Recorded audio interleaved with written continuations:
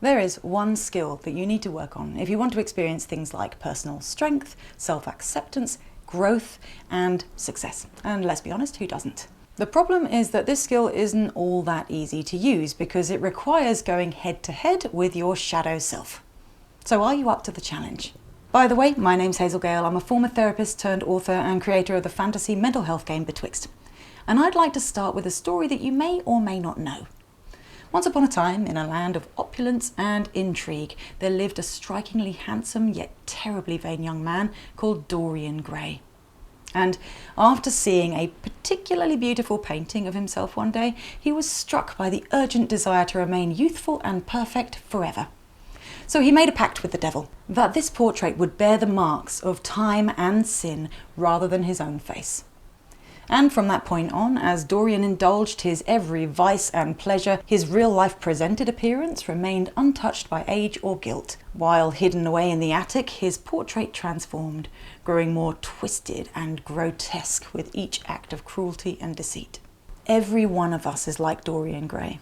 We strive to present and maintain a facade of acceptability, desirability, and innocence. And we proudly paint our external portraits with the colours of youthfulness and vibrancy and health and, of course, success. But in order to do this, we unknowingly and inevitably push away the qualities that don't fit our chosen image.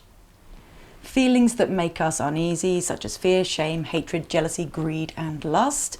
Behaviours that have been relegated to the cultural shadows, such as addiction, aggression, promiscuity, manipulativeness, and attention-seeking. Without even realising we're doing it, we force these unwanted parts of ourselves, because those are all parts of all of us, into the unconscious, effectively forming a shadow version of self which is just as real as the rest of us.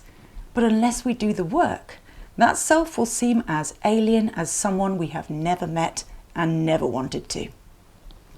And maybe that would be okay if the shadow stayed in the attic, but of course it doesn't.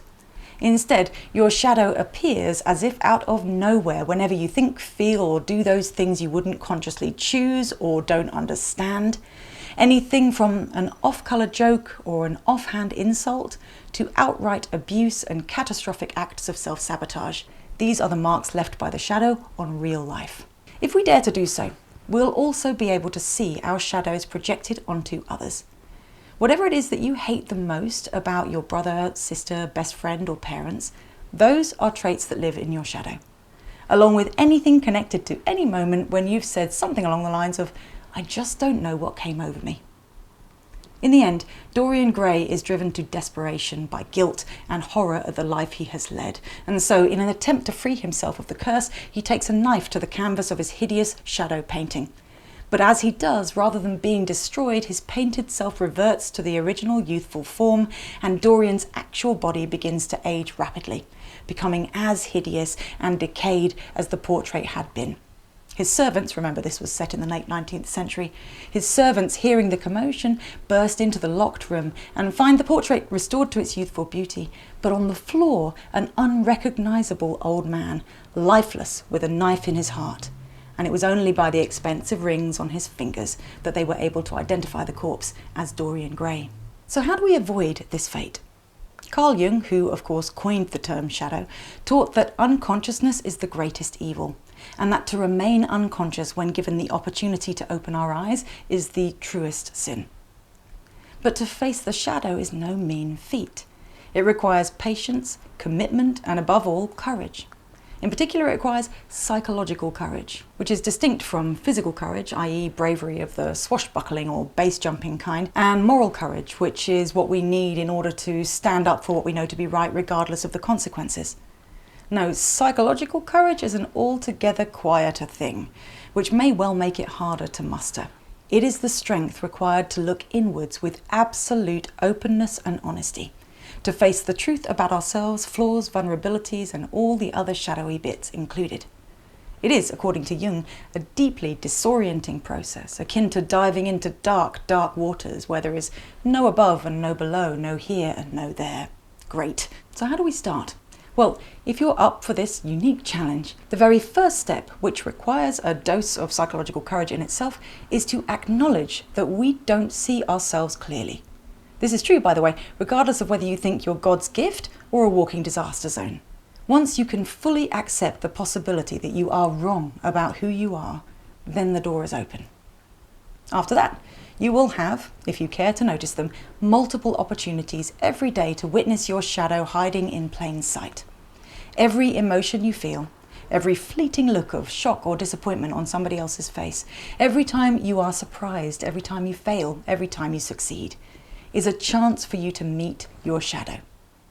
Our denial, though, is very entrenched, and this means that we need to, as Zweig and Wilde put it in Romancing the Shadow, quote, learn how to catch a glimpse of it when it appears.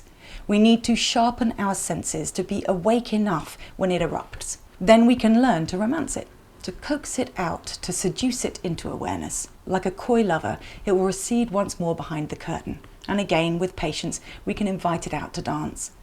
This slow process of bringing the shadow to consciousness, forgetting, and then recognizing it again is the nature of shadow work. End quote. If that sounds daunting or tedious to you, well, it probably is, but it's also the most liberating thing you can ever do, because it's only by making the unconscious conscious that we can hope to control it. Creating a relationship with your shadow is how you can reduce its power to sabotage you. And to know your shadow, in part at least, is the only way to achieve self-acceptance.